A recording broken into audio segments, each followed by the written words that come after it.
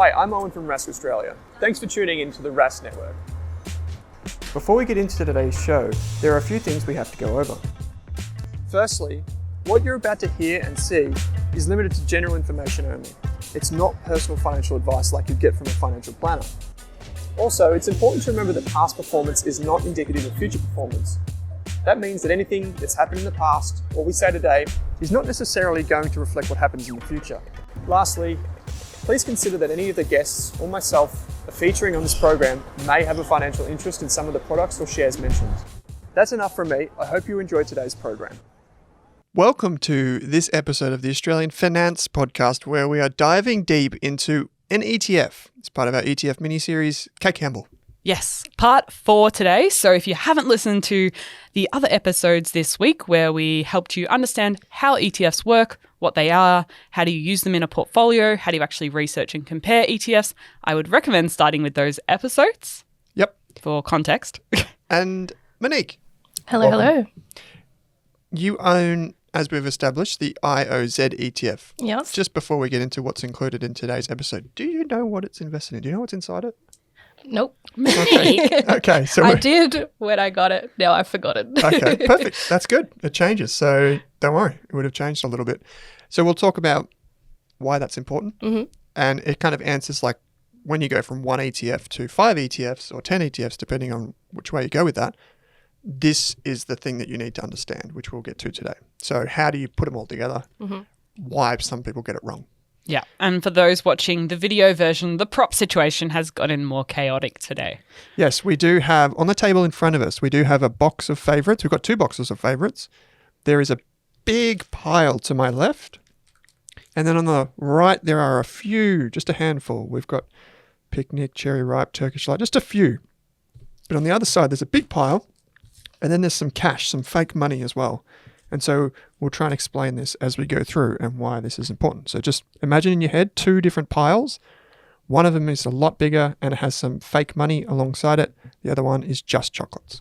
Yeah. So today's episode, after doing all the research in episode 3 and figuring out what the different ETFs are available for the position you want to add to your core portfolio. In this episode, we're going to make the assumption that you've picked something and we're going to show you how to really understand that ETF, find out as much information as you can, really get to know the holdings because I think that's really important when you're building your core portfolio because otherwise you can end up replicating the holdings across multiple ETFs. Mm-hmm. And also we'll talk about how do you fit it in your overall portfolio and making sure there's not too much overlap. Yep. So there is a kind of a bit of a hands-on approach with this. We'll try and talk you through it, but indeed we're going to be talking about one ETF in particular, which is the Ivv Etf. It's from iShares, that's the ETF provider. The S&P 500. Monique, do you know what the S&P 500 is? No. Okay, so I'll give you just the inside scoop here. Please. Your IOZ ETF is an Australian shares ETF. Mm-hmm. So inside of it, you're going to have Australian shares. Right. The Ivv ETF tracks the S&P 500 index, which is the United States version. Okay, that makes sense. So you're going to get US shares inside of it, like Netflix, Apple, Microsoft, so on and so forth. So that's the key difference. So Kate, where do you want to start? I think we should just start by explaining our chosen ETF that we're going to look at today and some of the fast facts and how we're finding that information. Yeah, sure. So let's just start with some of these very simple things. I'll also do a bit of actually, I'll just go straight to the iShares website and I will start sharing my screen for anyone that's on video and explain it for you. Yeah. So we've I've just found it by Googling Ivv ASX to find the ETF because that's what we've chosen, but it's just by heading to the BlackRock website to find the iShares S&P 500 ETF. And at the very start of the page, right there, you can see what the management fees are. So that's the cost that you pay, but it's automatically taken out of the ETF for running the ETF. So that's how BlackRock make their money for doing this. And it's 0.04% per year. So that's incredibly low. Yes, it actually works out to be about 0.05 once some fees and costs are included. So it's just a tiny bit more than that. But you can see it right there, Monique. That's the fee. So if you had $1,000 invested in this ETF, you could expect 0.05% to come out of that every year, Okay. right? Yeah. But it's deducted daily. So you don't have to pay for this, as we mentioned. It comes out automatically. It's all just included. Yeah. But that's like on $1,000, that's a tiny amount of money. I don't even know what that is. I might just Google it now. The finance people cannot do percentages in their head. Yeah, I think it's 40 cents. That's what Google looks like it's telling me. So it's tiny. Yep. So when you think about what you get in that basket and for them to manage it for you, to send the tax statements and all that every year, it's pretty cost effective. In fact, not that much. Yeah, it's one of the cheapest, lowest cost ETFs Okay. on the market. So I think it may even be it's got to be up there in the top 5. Yeah, that's even cheaper than the ASX ETFs we've had a look at. Yeah. So the index that it tracks is also available on the website. It's under the fast facts or key facts area. It tracks the S&P 500. That it kind of gives that away in the name because it says iShares S&P 500 ETF. Sometimes they don't say in the name what index they cover. Sometimes it'll just be like iShares America Shares ETF or iShares USA Shares ETF or something like this. And you have to then go in and find out which index it tracks. But it says here, the fund aims to provide investors with the performance of the S&P 500. So the index is designed to measure the performance of large capitalization US equities. You're going to have questions out of that because that's a pretty complicated thing. Yeah. So how do you know exactly like what it is, I guess? Yeah. So you'd have to scroll further down the page, and we'll get to that in a minute. It will show you the top holdings. Mm-hmm. So if we can actually do that right now, and I know Kate's on the page too, but if you scroll down, you can see the top 10 positions. Yep. Now, if you go to underlying holdings, is what we want to click. You can see it's in Apple, and there's 7%, Microsoft, Amazon, Tesla, Alphabet is the owner of Google, etc. Right? Cool. Now, if you want to go further down, you can see what sectors. Okay. And what does that mean? So that would be like a company like Apple is, I believe, an IT company because it does technology, right? Yeah. Whereas a company like, I don't know, Cochlear, which does the implantable hearing aids, Yep. that would be in healthcare. Okay. And consumer discretionary, that would be like retail stores. Like, Yeah. So just their categories. Yeah, just categories, exactly. Yeah, and it's quite interesting to look at this sector breakdown because it's very different to what you'd see in your IOZ ETF, which is investing in Australian businesses. Yeah. Because many of the large Australian businesses are in the mining materials sector and the financials, so all the big banks. So the top 10 of your US 500 ETF is very different to the top companies in the Australian ETF you get. Okay. So that's important to understand. We can see Inception Date. This ETF has been going for a long time. And we can see that if we go to the performance table, which is here, we can see it just says Inception. So it says like it's like after 10 years because it's got a 10-year track record. You can see how well it's done over 10 years. But because the Inception number's different to the 10 years, you know it's been going longer than 10 years. Okay. So another way to check is you click on the share price chart. And you can go all, select the time frame of all. And if we scroll right back to the beginning, this started in the year 2000. Whoa. So this is one of the longest running ETFs. Okay. Yeah. So if we were thinking about like the performance and seeing how good this ETF is, Yeah. we have a very, very strong Yeah. like sense of it because we have such a long time frame. And then so that's why it's a good one to kind of It invest in. adds to it. Like if you could only give an ETF like 10 points, if you think about like you only have 10 points to give, you would maybe give it extra points for having such a long track record versus one that only has been around for a year. Yeah. Yeah. You deduct points for that or something like this, right? Because you can clearly see how it's gone Yeah. throughout this time. And you know how we say, have you ever heard like, and they do that thing with their hands on the Yeah. superannuation ads? Yeah. And it's for industry super funds and they go Square thing. compare the pair. Yeah. Yeah. So, and then they say past performance is not a reliable indicator of future performance. Yeah. Now, the reason that they say that is a lot of things that people invest in, most people that invest in ETFs think this too, and super funds, they're like, oh, look, this one did well last year. I'll invest in that this year. Yeah. And all of the studies show that if you just pick what did well last year, it's probably going to be a flop this year. Yeah. But people still do that, and they do it with thematic ETFs as well. Yeah. So you need more than a year. You need more than a year. I would say 5 and 10 years is the gold standard. Maybe like this is probably the gold standard. 5 years would be silver, 10 years it gets gold. So we can see how it's gone, not just through like one president in the United States or one market cycle. It's like multiple. Yeah.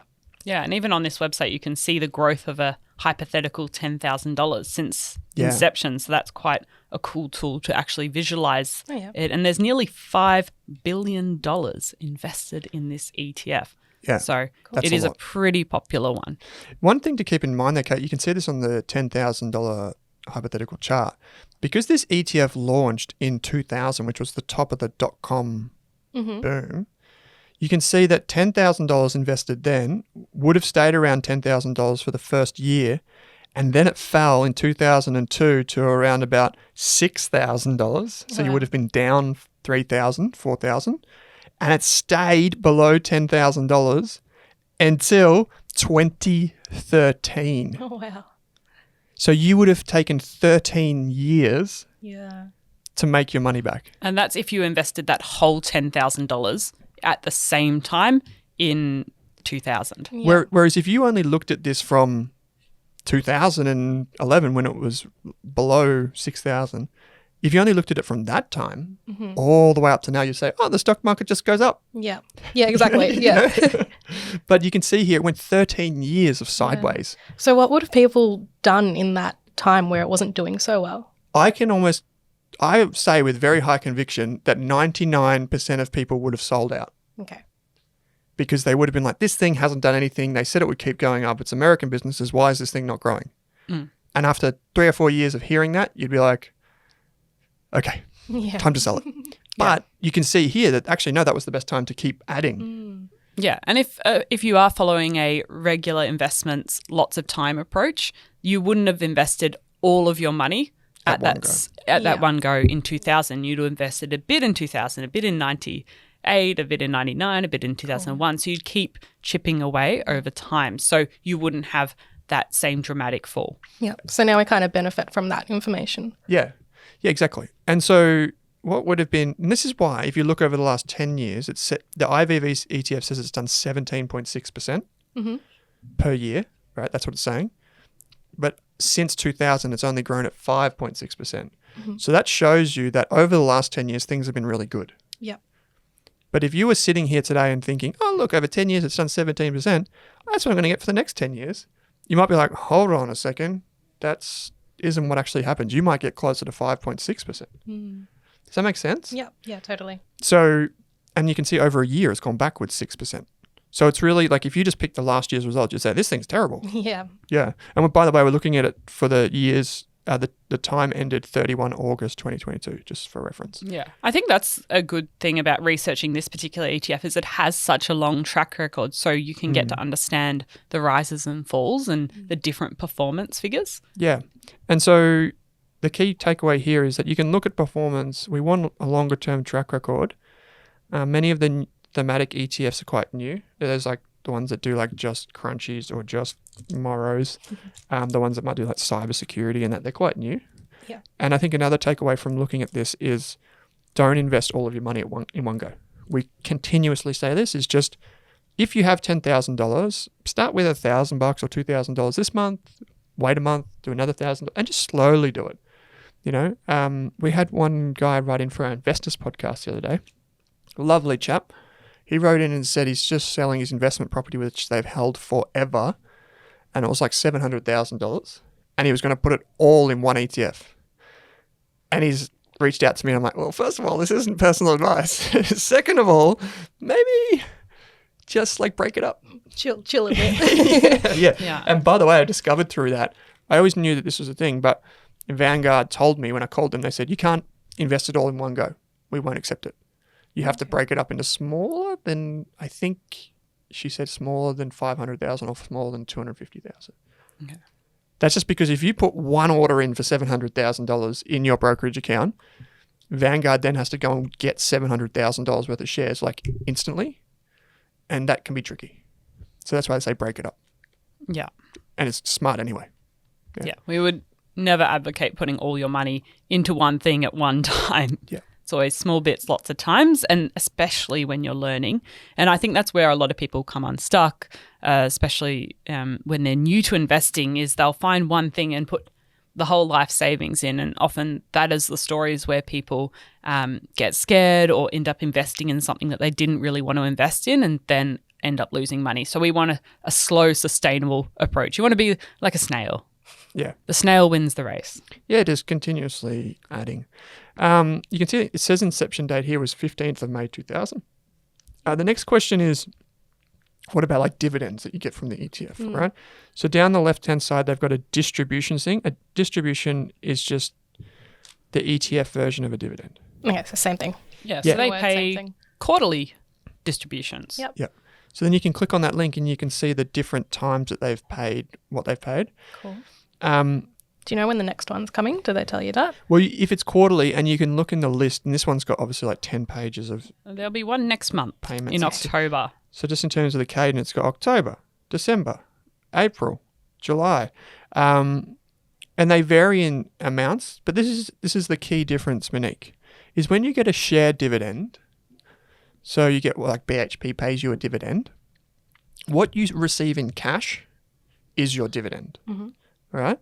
That is just like the profits of the company coming back to you. But when you get one from an ETF, it's not always just the profits and just the cash. Sometimes there are other things that go against your tax file number that you then need to report to the ATO. So for example, this ETF invests in the US market, Yeah. right? So according to the ATO in Australia, some of this might be foreign income. Okay. So then there might be something that that has to be disclosed there. And because you own the ETF, you are the one that benefits from that income. Okay. So it gets a bit complex. It's a Yeah. bit more complex than just, $5 in my account as a dividend. That's $5 of income in my tax return. Yeah. So the way you have to manage that is two things. One, wait until the end of the financial year. Your ETF provider will send you a document that says, here's all of your information. Give this to your accountant. Right. The other thing to be mindful of, and this is for everyone that's listening, sometimes when you go to these websites, it says like, what does it say, Kate? Like yield, or like, it will say things like distribution yield, and it makes you think it's like a dividend. Now, so see here, it's got trailing yield. See, it says 1.2%, 1.3%. Yeah. Now, this may not be a pure dividend. This might be some capital gains tax. There might be some other things that come with it. Yeah. So just be careful before you go and trust everything that you see. Like if you see a dividend, and this happens a lot with ETFs, and it says like yield 17%. Like there are no ETFs that pay 17% sustainably. If they're giving you 17%, it means they're taking 17% or something like that out of the ETF price Right. and giving that back to you. So this would be like Okay. taking money out of your left pocket to put it in your right. Yeah. Right? And you think this is a great dividend, but then the value of your investment is falling. So because you're taking money out of it and putting it in your pocket Yeah. when it's really not sustainable. Yeah. Okay. So we have some ETFs here in Australia that try and, what do they call them, like harvester ETFs? Yeah, or yield maximizer ETFs. Yield maximizer. And what they try and do is they try and return dividends to you as frequently as possible and as big as possible. But what they actually do is they end up sacrificing growth. Okay. So they're basically ignoring growth and just giving you money. So it'd be like you put $1,000 in, then you get $100 back as a dividend. You're like, oh wow, dividend. But the value of your investment has fallen to 900. Yeah. Okay. Then they do it again, and you're like, oh great, a dividend, and then it's 800. Okay. Oh wait, another dividend, Yeah. 700, and then it just keeps falling. Yeah. So that's what they're doing. They're kind of robbing Peter to pay Paul, if that Yeah. makes sense. Yeah. Yeah. And so what we want to see is a dividend yield, yes, but we also want to see the share price going up. Okay. So that's Yeah, so That's the what we've got. yield is much lower here. Their trailing 12-month yield is 1.27%. So if you've just been looking at some of the ASX ETFs, you would have noticed that it probably had a high yield, maybe 3 or 4 or 5%. And so when you have IOZ, it's paying a higher distribution, and that is because a lot of the US companies will reinvest back into the company rather than pay out income to shareholders. It's a bit of a different culture in Australia. Yeah, because in Australia we have tax credits called franking credits. You probably heard us mention those before. We won't necessarily get into the detail, but it basically means that you're not double taxed. Okay. So the ATO stores a credit for you. So then you can claim that. And because of that, companies are like, well, the tax environment in Australia is pretty good. We'll pay more dividends. Whereas in the United States, they tax dividends, fully tax dividends. So the company's like, well, we're not going to pay it back because our shareholders will just lose money through tax. Yeah. So does that make, so just in general, is it kind of making sense? Yeah, so like you want to kind of look out for the ones with the higher yield, is that right? Yeah, you just want to be cautious. So if you see a ETF and it's got, when it says yield and it says like 10%, that would be like alarm bells for me. Okay. Because they might be doing that one year and then not in the others. This happened during COVID though. So during COVID, there was an ETF here in Australia that on July 1st, so just after the tax year, it fell 17% or something. Yeah, well. And everyone's like, what's happened to my ETF? But they didn't know is that the ETF provider ended up giving that 17% back later on as a check, like a dividend. Okay. Because it had to. Legally, it had to pay back the gains that were made. And so people were outraged on Reddit. It was like a full thing. But they were just giving it back. Okay. Yeah. So that's one of the things. Okay. Sweet. Yeah, so it's some of these, because the top 10 holdings can be quite substantial in Australian ETFs. It's some years it can be really lumpy depending on what's happened with a particular company. If there was a special dividend, sometimes like an Australian company might do 3 dividends for the year because of a merger or something. So that's worth noting that 1 year does not represent the next year at all. Yeah. Yeah. And so there are many reasons why that yield thing can bounce up and down. Mm-hmm. I'll just give you some rules of thumb. These are not I'm not guaranteeing these are accurate, but just some rules of thumb. For an Australian shares ETF, like the one that you've got, you can expect probably between 3 and 5%. Okay. That's probably the natural dividend. Right now, if you're looking at the US ones like we have here, you can probably expect between 1 and 2.5%. That's probably reasonable. If you start to see yields above that, that's when you might be starting to see other things that are in the mix, like a tax reason or a weird thing that won't be repeated. Some of the dividend ETFs in Australia, the ones that just invest in dividend stocks, might be closer to 3 to 6%, like a bit higher. Mm-hmm.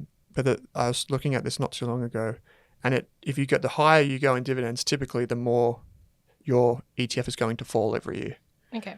Again, that robbing Peter to pay Paul thing. Yeah. So generally between 3 and 5% is sustainable. Okay. That's kind of just like the rule of thumb to go by. Yeah, just a very rough rule of thumb. Yeah. Okay, so this is the one thing that our members, Kate, talk about a lot, which is the top 10 holdings. Yes, so that's what we wanted to unpack a bit for IVV, because when you're constructing your portfolio, you want to make sure there's not too much overlap.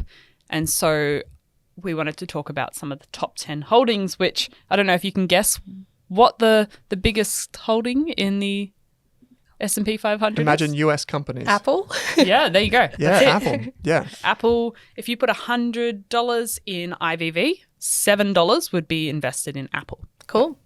Yeah. So you can see that here when Kate is saying $7. We're just using dollars instead of percentages. Yeah, I'm rounding here. Yeah. We can see here that it's Apple is about 7%. Cool, yeah. Microsoft is about 5.6%. Yep.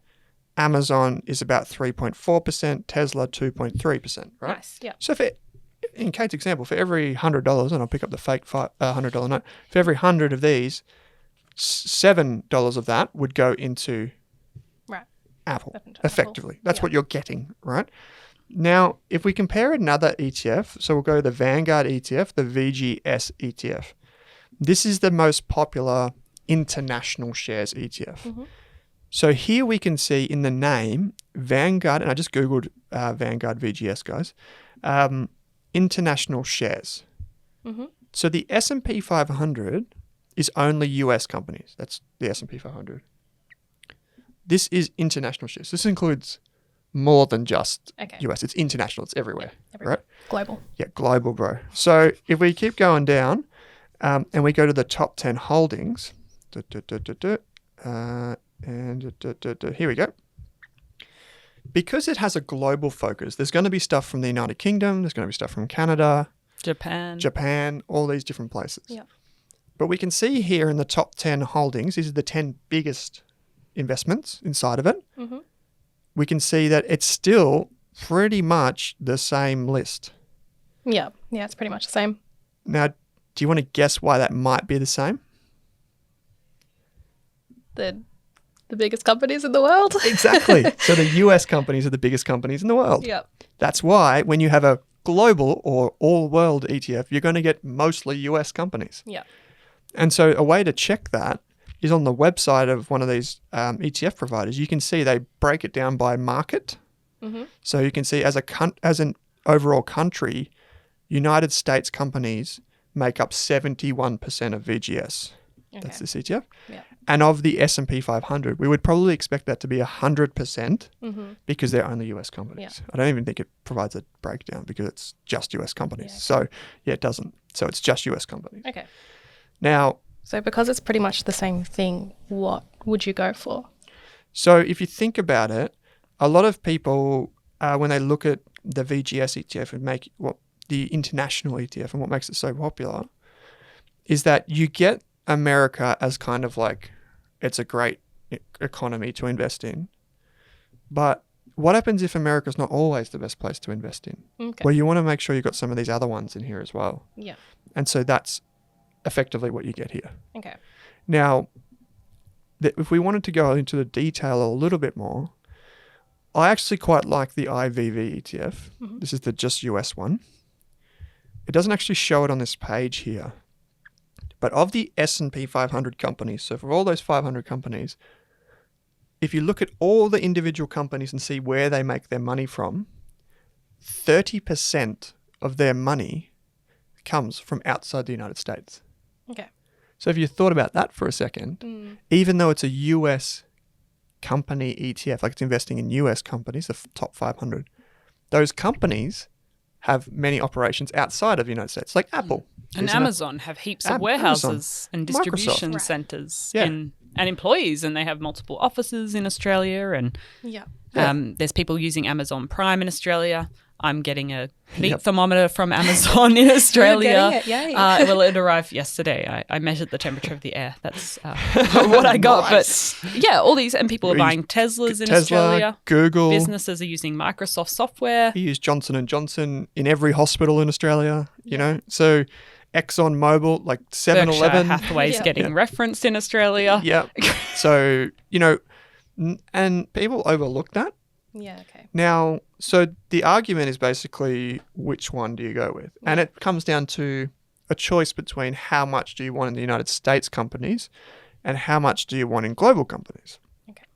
Now, it turns out the Ivv ETF is also cheaper in terms of its management fee.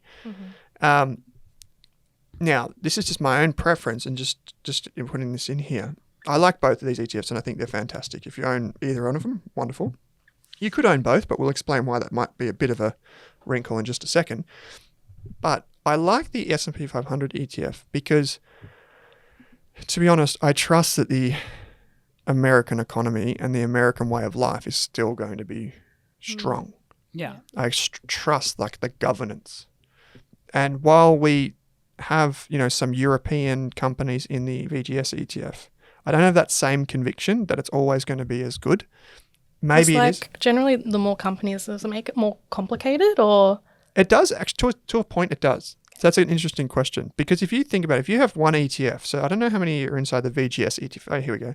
There are 1,474 companies. So you're not going to be able to look up all of those companies. Yeah. I mean, you could probably find a spreadsheet that goes on for days and it will list them all. But what happens is, remember, the biggest companies rise to the top. So what tends to happen is most of the companies that you get exposure to are in the top 100, say. Yeah. And so when it gets down to those next 1,300, you're not going to get as much exposure to them. But they're still good at being there. So there is a point where some of the ETF providers just can't simply own all of the shares. There's just like too many inside the ETF. Okay. So what they do is they try and get like 90% of the way there and then stop. There are some, like I think I can say this, like StockSpot, which is the robo-advisor. They have the IOO ETF. That's another ETF from iShares. And that ETF only invests in 100 companies. Okay. And one of the reasons that they have on their website is that it's easier for the ETF provider to buy and sell because there's only 100. Yeah, it's easier. It's Yeah. simple. It's simplest to manage. It's a little bit expensive for my liking, that ETF, but that's their rationale. And so you can't really go wrong with either of these two if you want global exposure. But, and this is a point that Kate and I are trying to make here, is a lot of people buy these ETFs and they're like, they hear us say, oh, IVV looks pretty good. And they already own this one on the left, this VGS, and they're like, oh, well, I'll just buy the other one as well. Or they own VDHG Oh, and or I'll buy VDHG. DHHF. Yeah. And so they're buying more of the same thing. And this is where this stuff on the table here, Kate, comes into play. Owen's prompts. Yeah. So do you want me to go through it? Yeah, sure. Okay. So on the table, we've got this big pile of chocolates, and then we've got a little pile of chocolates, and there's only about 6 or 7. So this is trying to be our IVV. So the small pile, we've only got 6 or 7, but imagine those are 500. Yes. So that's the IVV ETF. And then over on the left-hand side, where we've got all of the chocolates, and we've got this money. The money is designed to signify a bond, because most bonds come from the government, which is like the money that we see. So a lot of people go, oh, well, I've got the IVV ETF, but this one, the VDHG one, sounds pretty cool. Or they do it the other way. They're like, I've got VDHG, I've got all these chocolates, and I've got this money. Why don't I buy these ones? Now, can you see the problem with doing that? There'd be some kind of overlap put in there. Exactly. Yeah. Like everything We've that's in got VDHG Picnics in both piles. is also in Yep. IVV. So you're just getting exactly the same thing. Yeah. Um, So we've got a heap of Apple in this pile, yeah, which might be the picnic. And then you can see there's heaps of picnics over there. and Apple will also be a large position in VDHG just given the size of the company. Yeah. So there comes a point where you just have to look at it and you have to go, oh, I've already got all that stuff. I don't need anything else. Yeah. And it also happens that, like, if you have, say, the smaller pile of IVV and you have VDHG, you're going to get that, remember that tax statement that I said? Yes. You're going to get one of those for every ETF that you hold. So if you have 10 ETFs, you're going to get, a bunch of different tax statements. And it just makes things more complicated when you look in your account. Yeah. Yeah. And it also starts to change your risk profile because VDHG, we've got a balanced high growth portfolio because we have 10% exposure to the bonds over the and back cash here. over here. Whereas IVV over here is US companies only. And so suddenly we've gone from this and we're adding more US exposure. So it almost changes us to a slightly higher growth investor than potentially we wanted to be. Yeah. Okay. So inside of the VDHG ETF, we're getting all of this stuff. And we have Australian companies in here. Yeah, we've got our international shares, we've got small companies, we've got all different, we've got emerging markets, which is the dream. And over in the IVV, we've only got US companies. Now, what happens if we put all of those together, now we've got more chocolate than we do the fake notes. So what's actually happened is now we've got more shares in our portfolio as a percentage of the overall portfolio. So what that actually means is when you add more shares, you're getting more risk. Like if you add all of these chocolates, you'd probably have a heart attack. So that's the basic point. Like you want to go to a level that you're comfortable with. Right. Yeah. And sometimes because people are getting started and learning about the ETFs, if they haven't looked at the holdings closely, they don't realize they're like, this VDHG is a great ETF, IVV is a great ETF, shouldn't I have both? And they don't realize that they're overlapping and changing their risk profile by adding more shares to their portfolio. So you'd kind of just want to pick one or the other. Yeah. You can do a little bit, like some people want to do a little bit more, but that's Yeah. okay. It's just to be mindful of it. Okay. Yeah, you might intentionally want to increase your US exposure for a period of time. So you might, on purpose, add IVV to VDHG. The part where people come unstuck a bit, Monique, is I've just separated all of the cherry ripes from the group. Yeah. Okay, no, I don't have, there's only 4, but imagine there's more cherry ripes already in VDHG over here.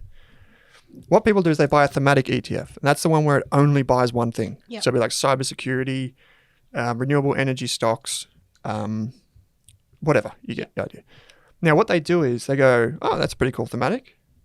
I'm going to invest in that. And then what they do is they take all their cherry ripes and they chuck them in with the other cherry ripes that they've already got. Okay. The problem is, do you need more? People just think, oh, I'm just buying cybersecurity stocks. But then you realize, hold on a second, I already have cybersecurity stocks. There's all of these other things here. So it's just being aware of it. Okay. If that's what you want, sure.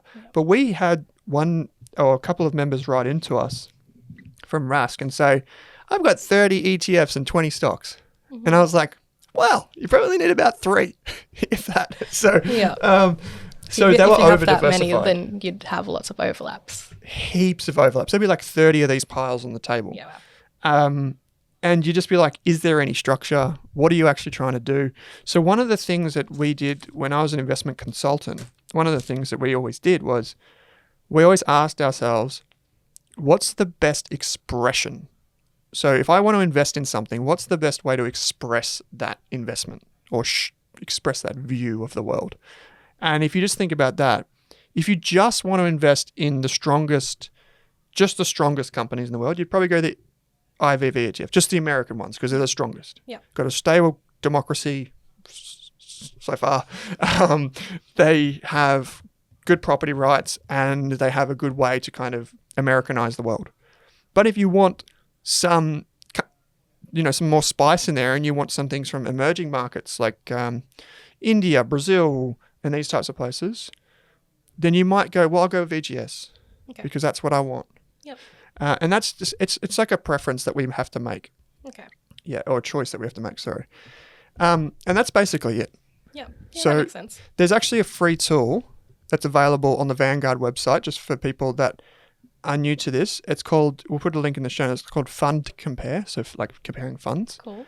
And you can see that I can just type in the ETFs and then it compares them. Oh, nice. So it says how big they are, how many holdings do they have. The one for Ivv isn't exactly accurate, but that's okay. It's just a general thing. Yeah, cool. You can see the performance over time of the different ETFs. You can see what types of things they're invested in, when they started. You can see the top 10 holdings. And you can just go through. And then what you can do is you can say, well, there's a big colourful pie chart here. You can be like, you know what?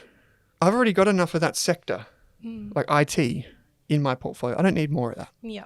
So that's how you can think about Yeah, it. that's great. Yeah, That's a really makes good sense? way to like compare Yeah, Yeah. the simple. pair. So because you have IOZ in your portfolio, you've already got exposure to top 200 Australian companies. When you go to buy your next ETF, it's probably a good idea Yeah, to I could quickly pop it in there and see. and check what the top 10 holdings. I guarantee one will be BHP. You'll probably have some banks in there.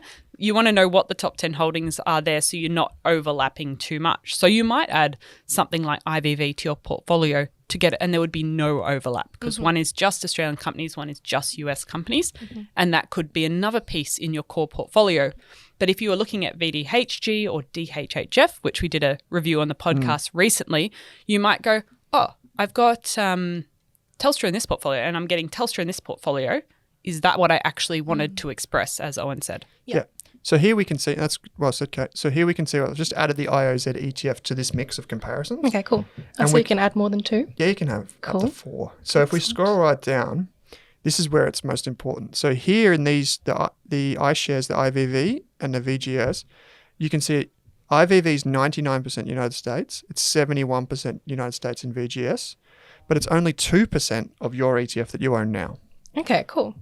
But it's yours is 96% Australian. Yeah. So they're totally different, which Yeah. is what we want. Yep. So I could do something like that You to could add. yeah, these. I'm not giving you advice, but those would be one of these two would be the next ETF I'd add to your portfolio. Okay, cool. If I was not giving you advice. I like your non-advice. Yeah.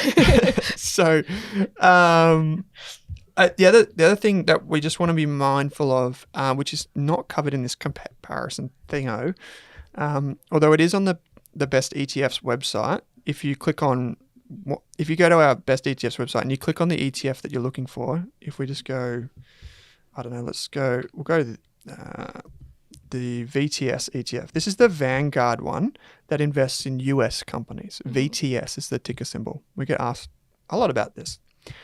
Now, one of the things that happened with this ETF, Monique, is it's very low cost. You can see how low the costs are. But this ETF, for its tax reasons, is actually not an Australian fund. Even though you can buy it in your share brokerage account, where it's based for tax rules is in the United States. Okay. So what that means is that it exposes you to more complicated tax returns. Yeah, so what happens with that? So you need to fill out a form called a W-8 Ben form. This is a form that your broker will give to you. Okay. and it's a US tax thing. If you make any money basically in the United States from Australia, you should fill out this form, even if it's not investing, just any type of money. Yeah. The reason is that there's a tax treaty between the United States and Australia. Because if you think about it, if someone goes to America and earns a lot of money but never files a tax return, that means the American economy is losing. Yeah. So what they do is they withhold tax from foreigners like us. So this basically means that there's a tax treaty and reduce that tax, please. Okay. But for most people, we don't want to bother with this thing. So most ETFs in Australia are Australian. Mm-hmm. This one is not. Okay. Is this like a one-off thing that you need to do, or? Yeah, this is a one-off thing when you pick your ETF. Just look at what what's called tax domicile is. Yeah, most ETFs. So Ivv is Australian domiciled, Yep. and it has been for quite a few years now. Okay. So you wouldn't have to do this with that. The reasons, so this tax form, the reason why the Vanguard one is like this, I think, is that it's cheaper. Okay. So basically what they're saying here is we're offering our US fund for you here in Australia, but you've got to fill out the tax form. Right. Because if we do it, it's a little bit more complicated and it might end up costing a bit more. Yeah. So what they say is you do it yourself. Yeah. Right? Whereas with the Ivv ETF, which I mentioned before, this ETF, all it is, it's like a shell in Australia, and that's the shell that you invest in. But what it then does is it takes your money and invests in the US version. Okay. So there's two versions of it. Mm-hmm. There's the Australian Ivv, and in the United States, there's another one. Yep. And all the Australian one does is just invest in the United States one. Yeah. Okay. So they've basically made it easier for you by creating like a feed, what we call a feeder. Yeah. So it just feeds back and forth. Yeah. So then you don't have to worry about. It's an exactly. additional step you have to think about. But fortunately, most funds in Australia aren't like this. And you can almost bet, I don't think there's any Australian shares ETFs that have this weird quirk. Okay. So it's VTS is the most popular one. Okay. Cool. Yeah. No, that makes sense. Kate, do we look at long-term share price charts? We did at the start of the episode. Yes. And that's important, right? Yes, we want to make sure the ETF is doing what it's supposed to be doing. And as we had a look at the since inception figures because it has a really long track record for Ivv. We don't just look at 1 year. Well, 1 year might turn you off in this case. Yeah, it looks bad. Yeah, but we don't just look at 3 year or 5 year. If we can, we look at 10 year or since inception, if that's even longer. Yep. And the reason that we do that, Monique, is, again, a lot of people invest in ETFs or invest in different things, like with fund managers, many of whom you've met. They invest with fund managers and then they look at the returns and they're like, oh, it's done 7% per year, right? But a lot of investors in these ETFs and whatever don't actually end up earning those returns because they're constantly buying and selling. Okay. There are numerous studies that show people buy high, sell low, buy high, sell low, fear, greed, and they just toggle between those two things and they lose patience and they end up doing worse. Okay. Yeah? So this is why we say just hold on. focus on the long term. You have to give the ETF time to do its thing. Yeah, It's not a short-term activity at all. Yeah, I don't care if Ivv goes up 50% in the next year. I'm not going to invest more into it. Does that make sense? Because it doesn't matter what it does in 1 year. It matters what it's going to do over 10 years. Yeah, right. I don't care if it falls 50%. Yeah. Well, that might be actually a good thing because then you can put more in, but it doesn't really matter. What matters is what's going to happen over 10 or 20 years. Yeah. Kind of have to give it a chance. Exactly. So when you look at share price charts, a lot of your websites that you go to or your brokerage account will default to like daily prices, and that's designed to get you to act. Oh, okay. Because the brokers make money when you buy and sell. They don't make money when you just hold it. So they want you to keep toggling. Yeah, that makes sense. So when you're looking at the news, it's often going to talk about what happened in the last 24 hours, not what's happened with this. And the news doesn't really talk about ETFs much. No, it's not going to say, too boring. look what happened over the last 10 years with the Ivv ETF. It's going to go, $5 billion wiped off the market today. Yeah. It's a more exciting headline. Absolutely it is. And so just, Perla, which sponsor of the show, they actually do this. They default to 10 years. Oh, cool. And a lot of people think it's boring. Yeah, okay. Like some of our members that have transitioned to Perla are like, what do you mean? Yeah. Like I want the daily price chart, because that's our way our brains are wired now. Yeah. Yeah. And there's plenty of places you can find a daily price You can go to chart different websites. without having to hunt. I think Yeah. Google defaults to daily too. Yeah, I think it does, yeah. And so the PDS is the thing that we always tell people to read, Monique. That's available on the provider's website. So here with the S&P 500, you can just click on literature is what they call it, but it can be like documents. It can be called PDS. And you just go down, there's a section for all the documents. Yes. So their PDS has a lot of ETFs all in one PDS. So you just have to scroll through to find the specific information you want on your ETF that you're looking at. Nice. But there is a lot of general information as well at the start on just how the products work and the contact details as well. Because at the end of the day, every ETF behind the scenes is basically the same thing. Yeah. It takes your money and it invests in something, and your money is held by a custodian. So a different company altogether holds your money. And then your share registry, like this would be like Computer Share or Link, like the place where you do your financial admin, it's all the same. Okay. The ETF provider just picks one and goes with it. Yep. And so what they do is then they try and make these PDSs, they combine them all into one, because the only things that change are what you're invested in. Yeah. But all of like the systems that they use are the same. Okay. So And what that's- would be the most important thing in that document to look for? What would be the most important thing? I mean, I guess there's heaps of stuff in here, but if I was looking at IVV, the thing that I'd be looking at is in the document, it just says like about the ETF. So Yeah. So if you control F, got it, 15. the iShares S&P 500 ETF, and it tells you like what the aim of the ETF is. It goes into more detail on the strategy of the ETF, which it won't do on the homepage of the ETF, and what the fund invests in, and just about like this one talks about what the index is. Yeah. So it's very simple. It just shows you this is what we aim to do. This is how we do it. So just like invest in the top 500 companies. That's basically what this one does. Okay. Now, if you found one of their other ones, like they've got a healthcare one, that will say, we don't just invest in all of the shares, we only invest in the healthcare shares, and here's how we find those healthcare shares. Okay. That's basically it. Yeah. Easy. And Yeah. even it will have a detailed page on the fees. So that's a bit further down the PDS. It's showing you all the fees for their different products in one spot. And it also explains how they're paid and any other details you need to know there, and gives you an example, which is helpful. Yep. And so it's really simple. It kind of just, our PDS will have the risks. It will have an example of how the fees are paid. And then it will have some tax information, some very basic tax information. This is normally a little bit more legally than the websites. Like it's a little bit harder to read, but it is your, I guess, your place of truth, your single source of truth. So in Australia, if an ETF has to have a PDS and it has to be current. So they can't just be like, we started with that PDS and then 2 weeks later they decided to go invest in, New Zealand. That it'd be totally illegal. So everything basically that is said in the PDS is what they do. Okay. And the moment they step outside of that is the moment they'll lose their license to operate in Australia. Yeah. And it goes into details about who the custodian, who the share registry is, who the market maker is, how they deal with conflicts of interest. Like it has a lot of detail. I mean, I'd recommend having a read and putting the time into, and then if you have questions, you can get in contact with them. They have customer support give them a call. teams. Okay, cool. And they're supposed to be able to answer questions about their product disclosure statement. It's meant to be understandable from a consumer on the street. Yeah. The Whether beta it shares is. ones are probably too basic for me. They're so basic they almost skip some of the things you need to know. But like that one, you can see there's a lot of detail in that one. Yeah. That's because it's for all of them. So Okay. Yeah. that's why it's so detailed. And you love the US disclaimers that are all in caps locks. Yeah, they there's They scare you off. Screaming at you. There's Yeah. not too many pages of caps lock in here, which is good. Oh, and it has a glossary. It has It about a does have a 3-page glossary. So if you're new to investing, that that could caps be lock.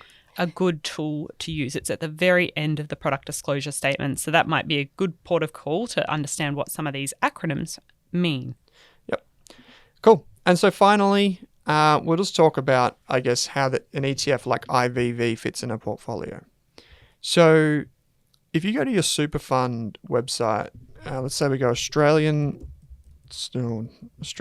super pre-mix is what they call them. It's like how you get Coke out of one of those taps at a pub. So What is that mixed with? soda water, isn't Oh, it? okay. Is it just sugar and soda? I don't. I have no idea. Stepping outside my lane here, Kate. This is a finance Yeah, podcast. I feel like pre-mixed is, you'd probably have a better example for pre-mixed. Like the box of favourites, it's Box of pre-mixed. favourites, pre-mix. Okay, so here on the Australian super website, you can see what their portfolio looks like. This is just like so pre-mix just means like, yeah, they've put it together for you. Yeah, cool. You can see that it invests currently 28% in Australian shares, 42% in international shares. It invests nothing in infrastructure, nothing in property, and it invests 25% in fixed interest, those like bonds, and 5% in cash, which is just like cash. People tend to think that means that they've got a mountain of cash sitting at the Australian Super Office. It doesn't. It's just like cash in a bank account or something like that. Okay. Now, this is their very simple, they call it their index diversified options. Very low cost, very simple. They've got some other more complicated strategies. But using a website like this, you can get a sense of what does a professional do. So you can be like, okay, they've got of their portfolio, they've got about a third in Aussie shares, just under half in international shares. So maybe I could think about doing something like that. And that could be like a starting point for you. Okay. But this is the biggest question when it comes to investing is how much do you put in each different thing? We already mentioned that if you want international shares, you probably don't want to have 10 different ETFs for that. You could probably just have one or two. Yeah. If you want Australian shares, you could probably just have one or two. But you might get one that invests in the big shares and one that invests in the small shares. And when it comes to bonds, you probably only really need Australian bonds. But if you wanted to, like I don't, at the moment, I don't. Some super funds will have international bonds in them as well. I don't really advocate for bonds at the moment because of where interest rates are. But you can, instead of bonds, you could have cash. So there are term deposit. Or term deposit. Which is a completely valid part of an investment portfolio. Yeah. There are ETFs in Australia that just invest in cash. Remember, I think I mentioned this one? Yeah. Yeah. So you could use that in place of the bonds there. But this is a good starting point. So your Australian shares ETF, which is IOZ, then if you just look at this, the next biggest pie, according to this one, part of the pie, sorry, is international shares. So you should probably think about adding that next. Okay, cool. And then maybe after that, then you start thinking about maybe do I need some cash in my portfolio? And, then we can talk about portfolio construction in a whole other episode. But that just gives you a sense of what does a professional do? What can I aim for? And there's many different websites you can use. Yep. Or you can go to the Vanguard website. Kate was referencing VDHG. Yep. All of this stuff. You can just look at what they do. Cool. Yep. And you can try and build your own. Okay, cool. So that's just like a good example to go by. Yeah, it's just a good example. It's not perfect for everyone. Some younger people would have almost all of their money in just Australian and international shares. And they might have a tiny little bit of cash in their portfolio, like 5% or 10%. Okay. Yeah. It's an ongoing debate what a diversified portfolio should look like and how much you should allocate to Australian shares, US shares, property and infrastructure, if at all, bonds. Like this question has not been answered one single time. It's been answered millions of times in different ways across blogs, websites, different fund managers, different super funds, Facebook forums.